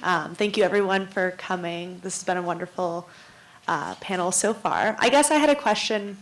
Just we talked a little bit about how different levels of justice and interaction, whether Rudy was talking about the connection between violence between teachers and students, and we've talked a little bit about how class and race can have an impact kind of on the cycle of violence. I was wondering if any of you could speak specifically to any programs or opportunities along the lines of intergenerational education.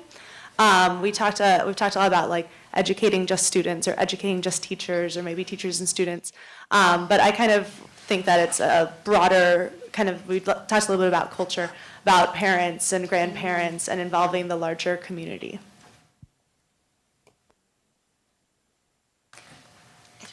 I would like to speak to this. It's like I planted you so I could talk about one of my projects. So, like I mentioned earlier, we find that in general, in trying to work with men and boys on violence prevention and other topics, having kind of a positive message or a sort of, I mean, it's a little bit disturbing to say, but kind of a what's in it for you aspect works very well. And that played out in a recent campaign initiative that we've been working on called Men Care, which started out actually from this research showing the sort of, the counter to the intergenerational transmission of violence, but thinking about the kind of what we call the intergenerational transmission of care. And so we started this project, again, lots of other country partners had been working on this, but The Men Care campaign now works in something like 27 countries, and the idea is to work with young and expectant fathers on kind of being an involved, positive, gender equitable, nonviolent father. And part of that process, and it has all sorts of levels, so it has, you know, sort of things about policy and advocacy and what sorts of things do you put in place to encourage men's caregiving and involvement with their children and their families. We think about sort of community campaigns and community programs and things like that. And then there's also sort of programming for groups of fathers. And some of this has been through kind of the education system, so involvement in early childhood development. But part of it is a reflection on your own life as a person, and how violence has shaped your life, and how violence from your parents has shaped your life. And we found this to be extremely powerful. It works with politicians. I mean, it works with everybody. Everybody can connect to this kind of positive message of a child, and then you sort of reshape what it then means for you to be involved with them. We think this is really important given the sort of emphasis that there has been on early childhood education and the lots of really positive outcomes that emerge if you're involved in early childhood.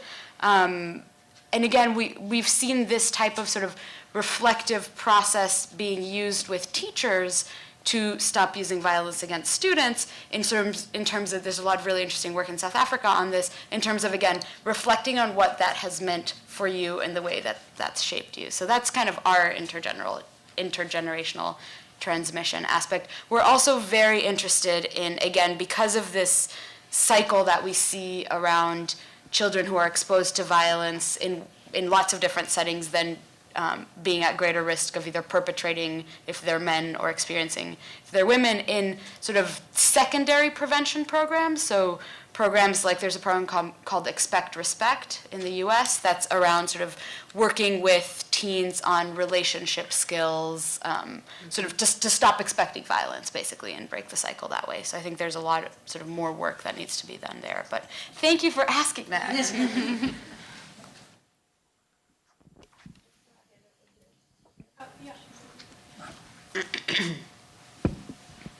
Hi, I'm Hope Dunstan-Holm. I'm a double major with international development within SIS as well as sociology. I wanted to ask ARUNIMA, you brought up the idea of a sacrosanct classroom, of like a classroom that's kind of academic and untouched by society.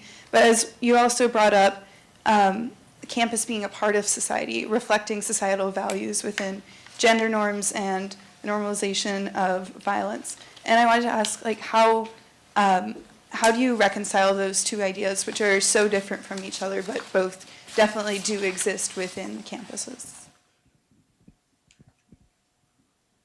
Thank you. I wasn't, so thank you. I think I needed to clarify that. It wasn't to suggest that the classroom is sacrosanct. It's just that we imagine it to be. And we imagine it to be because we think that there's something else that's actually, there's something about the way in which we produce education as a exceptional exercise in the classroom context. We don't think about it in quite the same ways within, let's say, a home context or a different kind of setting. So there's something about the activity within, it's a peculiar paradox, let's put it that way, which is, it's an ideal condition. The idea that pedagogy should be, at least the good pedagogue should say, normally imagines that, you know, we are there to impart notions of equality and think about, you know, processes of questioning and so on and so forth in the most non-hierarchical fashions, right? Even though we are implicated within precisely those kinds of structures. So I think partly it's that. I mean, there's a sense that you come away to a school or a college or a university away from other sites. So you're right about that, of course, which is that, I mean, it is precisely that kind of sort of illusory sort of space that we have in our minds about the kinds of spaces that we work in. And educational institutions in that sense do provide us, I mean, the better ones. I mean, if you are in a strife-ridden situation, then possibly your classroom is going to actually reflect that. But I think in most of our experiences, that's certainly the case. In the sense that I remember, to give you a concrete example, after the Babri Mosque was broken in India, the classroom space became highly volatile. The reason being that Hindu students would be very aggressive towards Muslim students, and the kinds of questions that would be raised would sort of actually take the discussion elsewhere. So, you know, we know that, but those are really political spaces, and they can be navigated in different kinds of ways. And so we don't think of them as inegalitarian, but as political. But there is a sense that there's something ideal there, that there's something possible, there's a kind of hope for the future. So we invested with all manners of things. Now, having said which, the dilemma is that the campus, I mean, people who come into these spaces come with all the baggage that they have, right? I mean, they don't leave it behind and walk through those doors, even though all universities have very inspiring slogans on their gates and so on and so forth, all of which are meant to sort of make us into better human beings, and it doesn't. So we do struggle with that. And I think that is a struggle. I mean, for me, I use the term sacrosanct very specifically because I don't think any of us had expected that there would be an almost killing and a suicide within the context of a classroom. Now, I say that knowing fully well that classrooms have been spaces in this country, for instance. So I was quite struck by the question earlier about, say, Afghanistan and Boko Haram and so on and so forth, because, I mean, when we sit in India or elsewhere, we often read about classrooms in the US where people are shooting. So there is this kind of very scary idea of what actually happens within the classroom context in terms of actual acts of violence. But I think for most of us, at least in Jawaharlal Nehru University, this was the first experience of a student coming in with weapons. So partly the use of sacrosanct had to do with a feeling that that had been violated. So it's sort of trying to work that, you know, set of paradoxes out, yeah.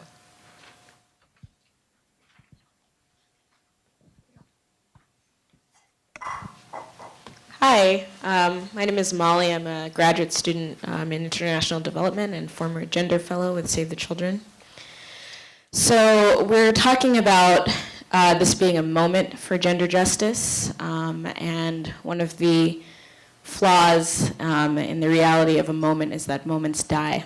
And so I was just wondering if anyone in the panel can talk about the policies that incentivize structures of power to remain silent on issues of gender violence, specifically fraternities, people who have connections to the board, deans, because I think I see violence as directly related to the structures of power that are inherent in institutions. Should I take that one? Well, I think a lot of things come down to money. And it's very difficult to remove fraternities and sororities from college campuses because of the way, how deeply they are kind of baked into these organizations. The fact that you can't necessarily recruit the students who can pay full tuition if you don't provide this particular kind of social experience, that the alums are very loyal, it's connected to big-time athletics, and all of these things. And so one of the ways that one kind of makes it more possible, maybe still extremely politically difficult, to really either hold these organizations much more accountable or remove them altogether, is for public reinvestment in post-secondary education, to have a collective political kind of understanding that the generation, that creating citizens and human capital is something that the entire society should invest in, and that we need our public, our legislators to fund, because if our universities are dependent on entirely on tuition dollars, increasingly entirely, but not yet entirely, it's really hard to push back. We need public reinvestment in these organizations. Can I just add something quick from the international perspective? One of the things that we see also is that the things that get done are the things that are measured. So if you have indicators that you need to meet around gender equality, around maternal mortality, around, gender and education. I mean, what's happened in the last 20 years in gender and education is incredible, and it's because there is a goal that countries are held accountable to. So yeah, I think that's a really good point. the activities now around sort of a standalone gender goal in the Millennium Development Goals, the Sustainable Development Goals, we think is a really positive thing, and we're trying to get all sorts of other things in there because, again, if you don't measure it, there's no kind of accountability to get it done. Hello, everybody. My name is Milena. I'm from Serbia, and it's a pleasure to be here. I work in international education in Serbia. So I had a question that's more relatable to our educational system. You talk a lot about gender violence on campuses, but in a lot of countries, including Serbia, we don't have a centralized campus. So a university would be spread out throughout the city. So I think in a lot of ways, the issues you're talking about are invisible in our society because they're just considered something that happened between two citizens or individuals, not something related to an educational setting or educational institution, no matter how the people met or whatever happened. What kind of advice do you have? And keep in mind, it's also a very decentralized educational system, especially higher education. So what kind of advice would you have for countries like that don't have centralized campuses, and then the issue becomes more complex? And I think we have a much longer way than you do to solve this issue. Thank you. Could you give us an example of what you had in mind in terms of problems that arise specifically? I mean, gender violence and sexual assault. Yeah.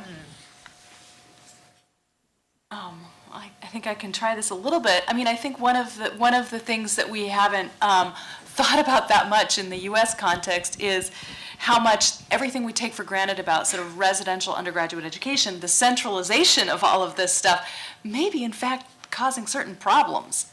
That there may be problems that exist here that don't exist in a situation if people are living at home with their family members or are more deeply embedded in communities. That it's not that there aren't other problems, but the specific type of, for example, the party rape that I'm talking about is a kind of gender violence that happens a lot more when you have certain, individuals that are very socio-demographically similar, all concentrated together in a certain kind of way. So then I think the question would be what forms of violence are particularly characteristic of a situation where it's more decentralized, where people are still, like, say, living at home. And there I don't have the expertise to know what they look like. But I wouldn't assume that the decentralization is a good thing. We just take it for granted.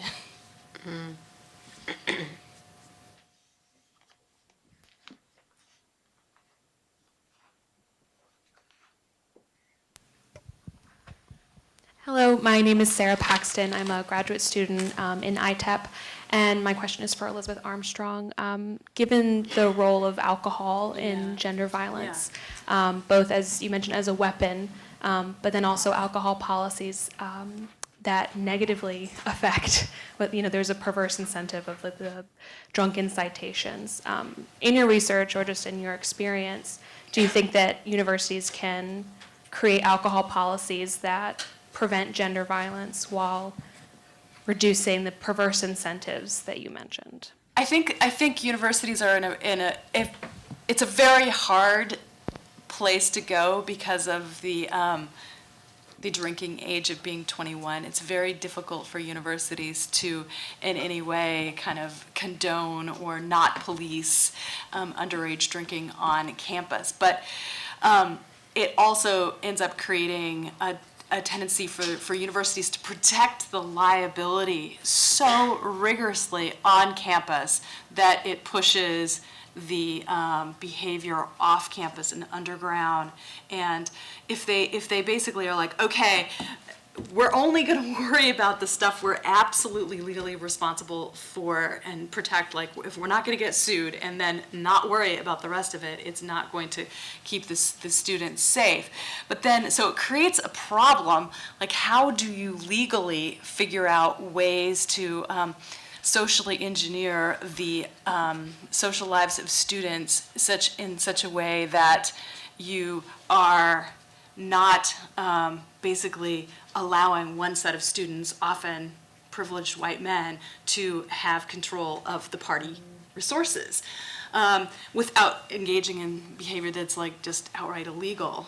So it's very tricky. I mean, I don't think there's any clear solution to it, but I mean, I think, one way to do it is potentially to really engage students and try to be extremely creative about how to create kind of alternative, very, very appealing sort of social venues that actually pull people in.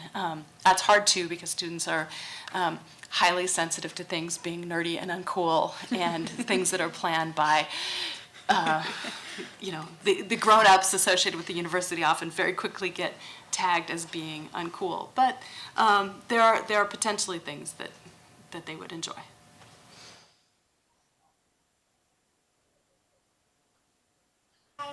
I'm a Washington semester program student here at AU, but I'm actually from Dallas, Texas. And so I go to a very 70% Caucasian school, 50% Greek. It's a Southern school. Greek life is huge. And so, Ms. Armstrong, I was going to ask, so last year we had a student who wrote an article in our school newspaper kind of putting some of the blame on the girls who had been attacked. And so that was a huge issue. It blew up all over the news. This girl had to drop her major. It was a huge scene. And so kind of what would be your reaction to that, and how can we educate the community on that issue? And also a lot of what you mentioned was focusing on fraternities and their role, party resource, et cetera. But how do you think we can, on the opposite end, work with sororities on this issue? Yeah, no, that's a huge issue. Victim blaming, yay! Trying to do any kind of classroom teaching of gender and sexuality, like the sexuality courses I've taught, they go right to it, pretty much inevitably. Like, what was she wearing? Et cetera, et cetera, et cetera. It's very difficult to disrupt that. And in the article that we wrote, my colleagues and I, on sexual assault on campus, one of the things we say is one of the temptations of victim blaming is kind of derived out of, like, the party scene is so fun. And if one really recognizes that sexual assault is a predictable kind of organizational consequence of this scene, that makes it look way less fun and way less desirable. So one of the ways to kind of a clever move to kind of evade that is to basically say, well, no, I can navigate this scene safely, but she did something wrong, and therefore she kind of deserved what she got and all of that. And it kind of makes the whole game and play, the whole scene sort of legitimate and not to be critiqued.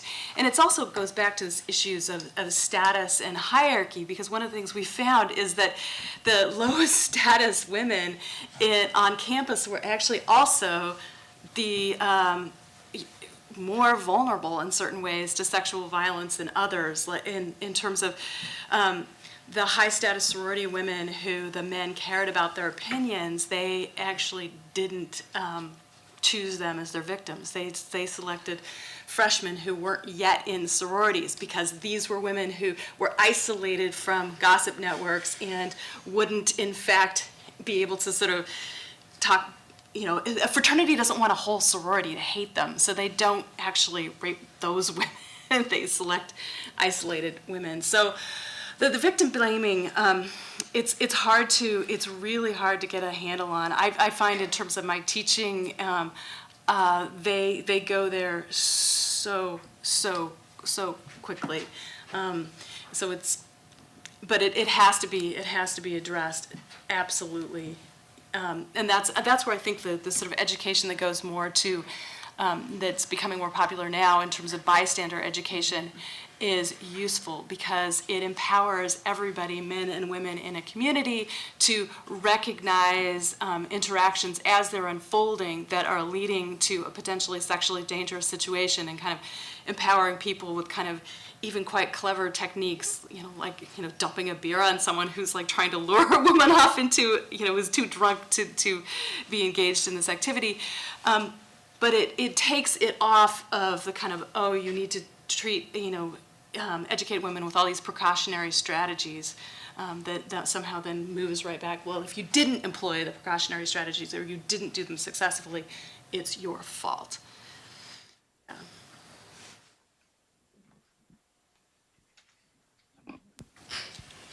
Hello. This question is for Ms. Arunima. My name is Hamida. I am a first semester student in the ITEP program here.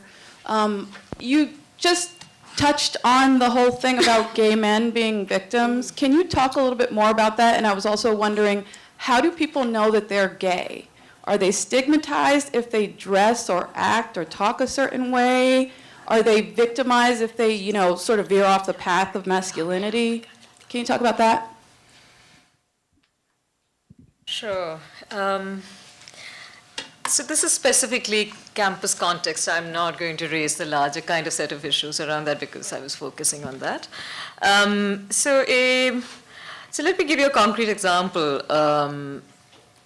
About a year or year and a half ago, not on our campus but on another campus, there was a very sad and horrific instance of a young gay man who was probably doing his PhD, I think, or maybe a master's degree, who committed suicide. Now, it was after the fact that the story began to unfold, because it wasn't very clear. I mean, students do commit suicide, and that for all manners of reasons, getting depressed over grades and all kinds of things.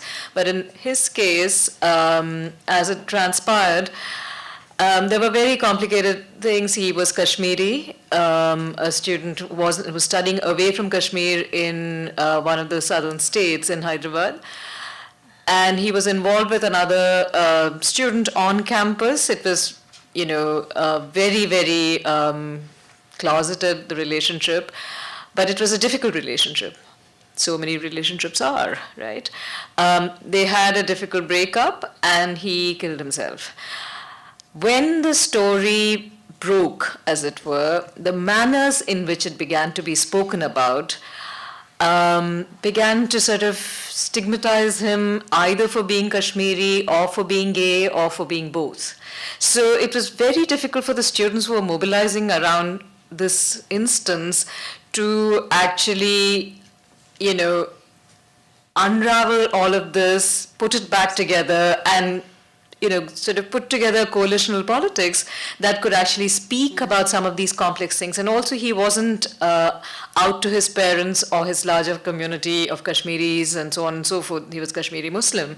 So it is a very, very complicated question of what it meant, in Indian current, So this is a sort of example of the manners there's so many layers of secrecy and silence.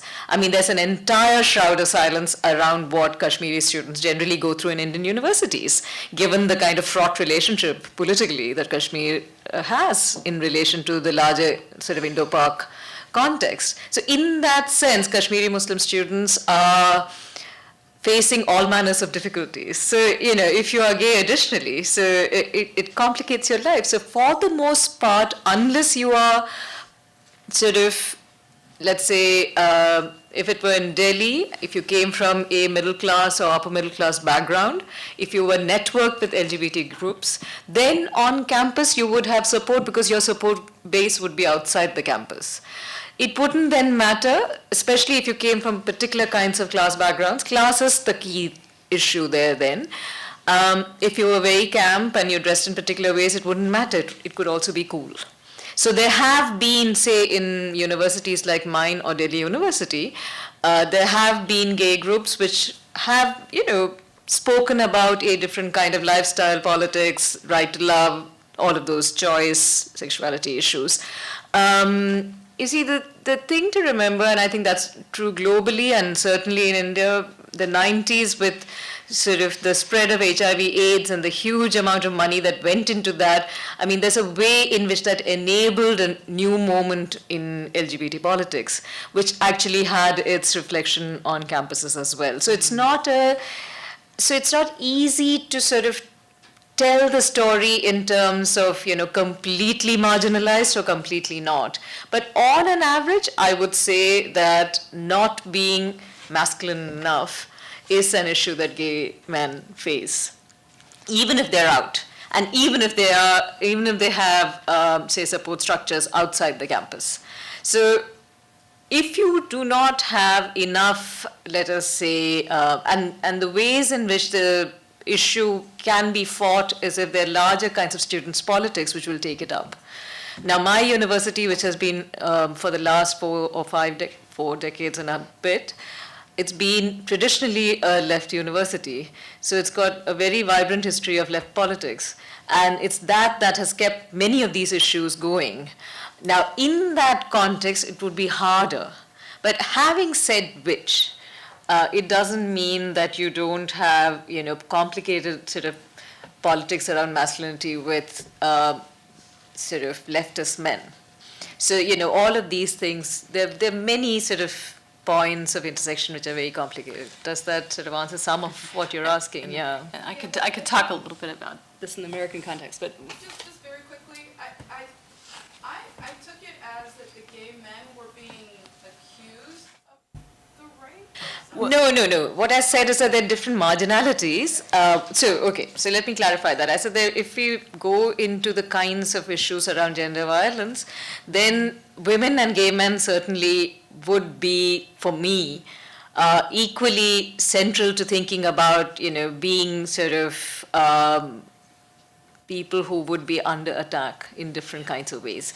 And additionally, what I said is that in terms of being implicated, very often in the more recent past, especially with the growth of the Hindu right, you have Muslim men who are identified as people who attack.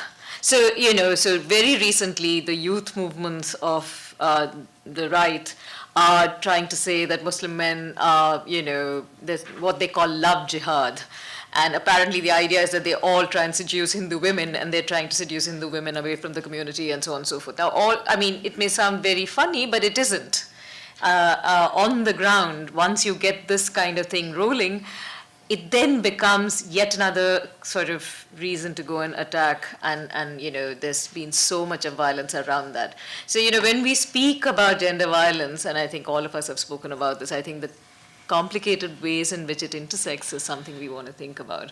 And if you ask me today, not only in a campus context, but generally in the context of my country, who is the most vulnerable, I would say young Muslim men. And that's to do with Islamophobia. And that, the politics of that is so much bigger. So, yeah. I guess in the U.S. context, one of the things that isn't spoken about very much at all, and something that Paula England found in this survey that she did of over 20,000 college students on hookups and relationships and sexual violence, is that in terms of just pure percentage terms, the population most at risk of sexual violence in the American university context is gay men. So, there's fewer gay men than there are heterosexual women, but in terms of the prevalence, so within gay communities on college campuses, men are assaulting other men. There's a lot of intimate partner violence, and that's pretty much still off of the map in terms of an issue to deal with. So we have men who are homophobia from heterosexuals and from the larger community that people are experiencing, but then also violence internal to gay communities that is pretty much ignored and not on the political map. So I'm going to bring us to a close. We have a reception afterward for about a half hour. Please feel free to join us and take some time to individually ask questions. But I want to just try to, in my chicken scratch scribble, if I can read it, to try to highlight a couple of the common themes that I heard running across our very, very interesting remarks and in our discussion. And the first and the most obvious is that really all of you said in all of these different contexts, people want safe spaces, right? Parents want safe spaces for their children. People want safe spaces in their intimate relationships. And we heard a lot of talk about various strategies that we could undertake to make those spaces safer. And I heard three categories of three types of strategies that I might just try to group together. The first that people talked about here were what I would think of as external pressures, right? So Rudy talked about accountability.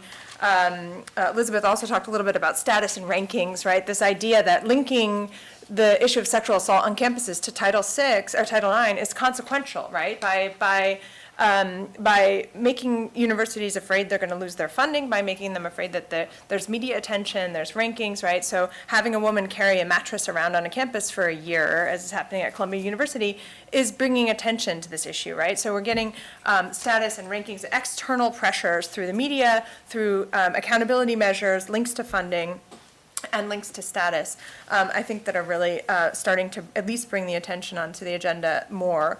We also heard a lot about internal strategies, what I would think of as sort of administrative strategies. Dana talked about creating just getting schools that are local, right? So you're not having girls walking 8 miles to school, or not having families not send their girls to school so that they don't have to walk 8 miles matters, right? Creating mechanisms that make environments safer, and we heard ARUNIMA and also Elizabeth talk about things like lighting and safe walk, and the University of Virginia case that just this woman got lost, on her way home and becomes a victim just a few weeks ago, several weeks ago. So these issues of safe walk and of finding mechanisms internally on campuses and in places that create safer environments, I think, are things that all of us can think about in our institutions. And then I think one of the biggest and one of the ones that we heard a lot about are these kind of cultural strategies, transforming masculinity, transforming educating people about the rights, about getting better understandings of rights, about understanding context. I think the example of the Maldives is a really good example of what is transferable, what assumptions can we make when we're working across national, international, global contexts. And then most recently, and this is the Obama initiative, around bystander intervention. And I think just if I can close with a couple of things that bystander intervention strategies from my field, which is on extremism in education, that have been happening over the last decade. And one is in Berlin, and Bernhard, I saw you here. You can help me remember the name of it.